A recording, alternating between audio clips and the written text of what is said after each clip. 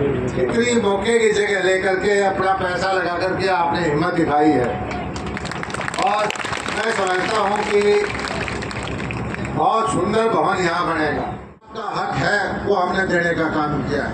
कल लिस्ट निकली है पीएचडी की भर्ती की। मैं आज रात को पता कर रहा था कि लगभग 150-200 बच्चे यहाँ सिलेक्ट हुए हैं। उसमें से आधे बच्चे जो है बैकवर्ड समाज के हैं जो लगे हैं। आपका बड़ुआ का पता कर लो, 6-7 बच्चे बता रहे।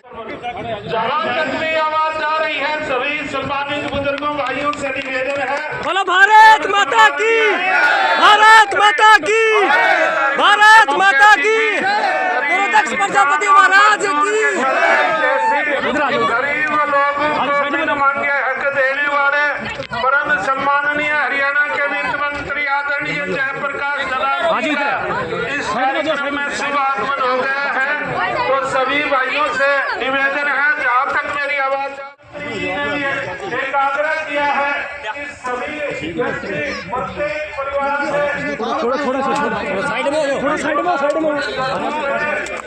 पर्यावरण भी संरक्षित रहे और वातावरण भी ठीक रहे। खुले हो जाओ।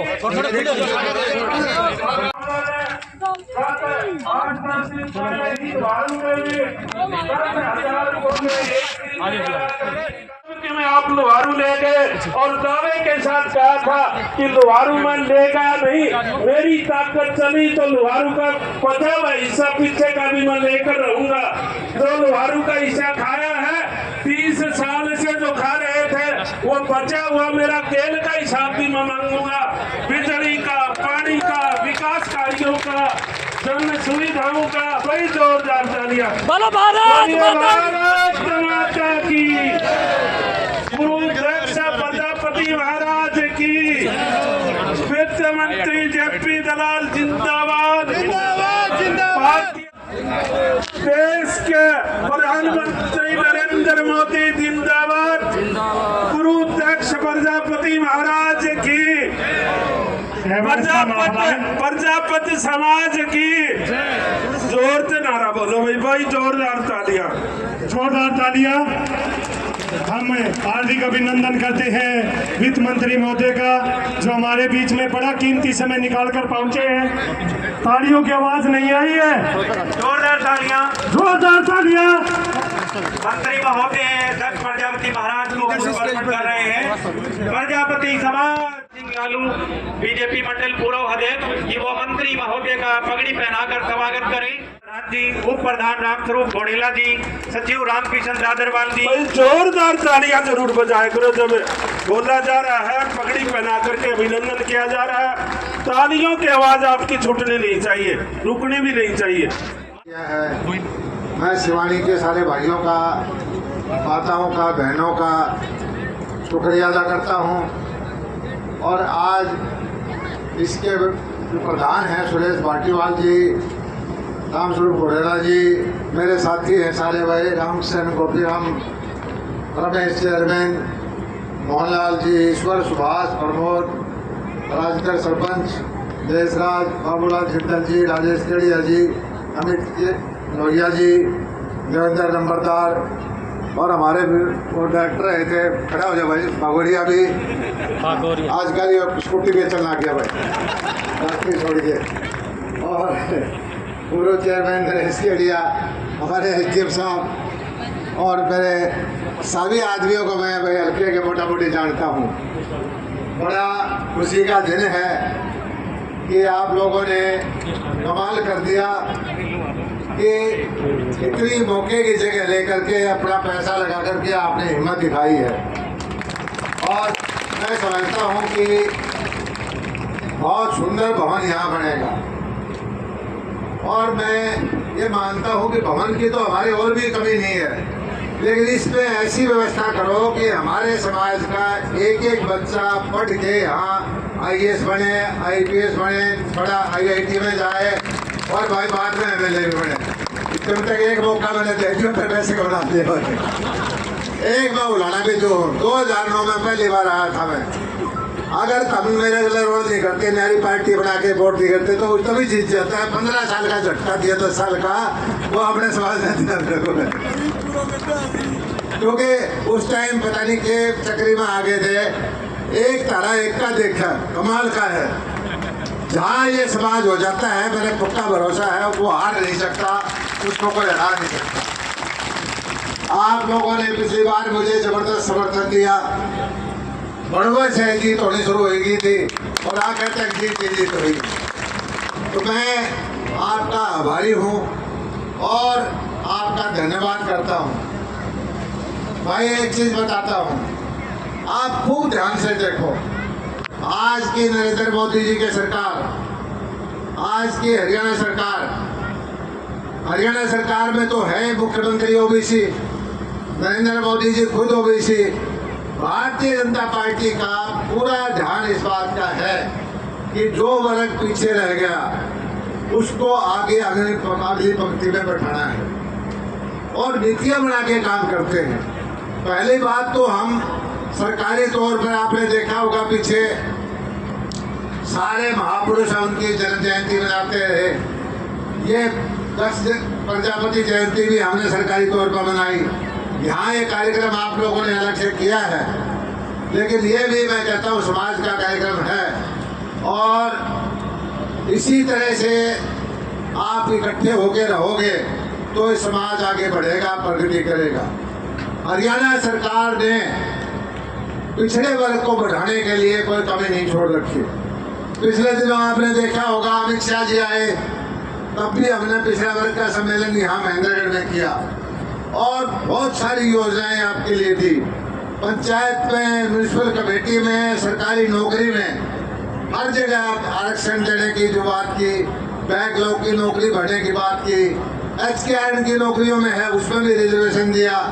और मैं समझता हूँ कि हर स्तर पर जो आपका हक है वो हमने देने का काम किया है। कल लिस्ट निकली है PGT की भर्ती की, मैं आज रात को पता कर रहा था कि लगभग 150-200 बच्चे यहाँ सेलेक्ट हुए हैं। उसमें से आधे बच्चे जो है बैकवर्ड समाज के हैं जो लगे हैं।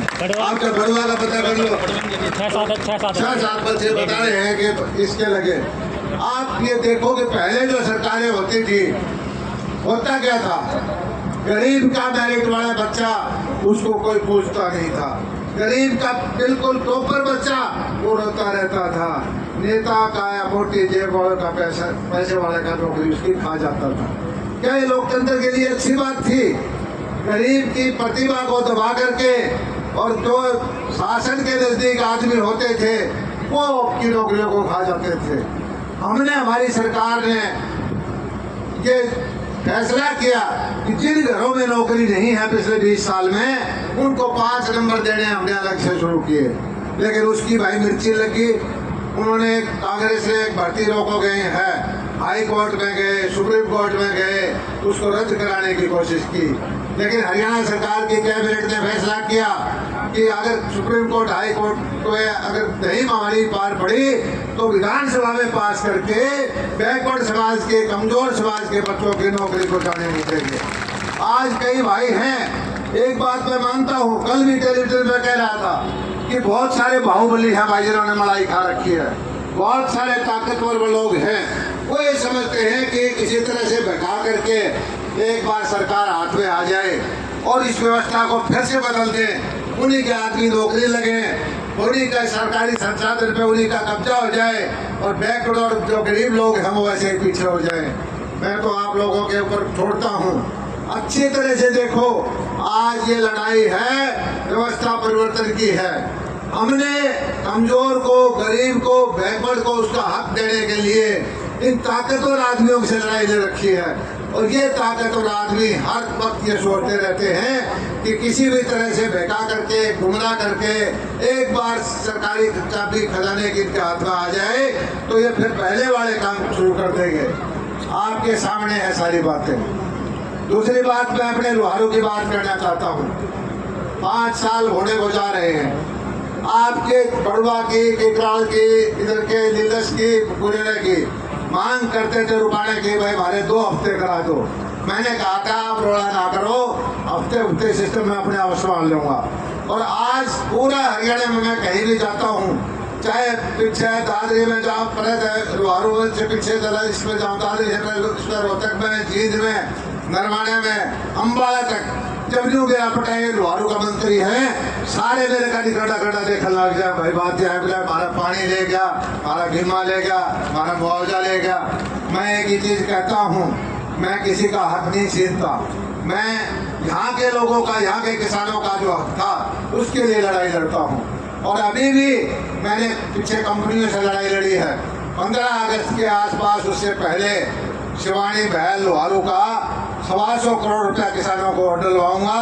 आप लोगों की जांच चल रही है, मुझे पता है कि आप बाट देखो, अगली फसल भी खराब होगी, जो पीछे कपास की बाजरे की फसल खराब थी, कपास की फसल खराब थी, उसका पैसा आपको डलवाऊंगा।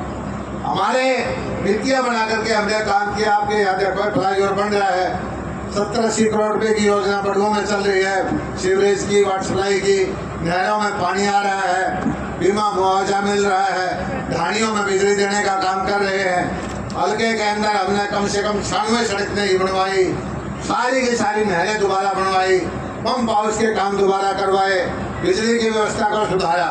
और आपके सामने है कि 10 साल से हमने को बिजली के रेट नहीं बढ़ाए। बड़ी बड़ी परियोजनाएं, हरियाणा स्तर की योजनाएं, कोई महकमा हो उसकी योजना अपने यहाँ है, लोहारू हल्के के अंदर है।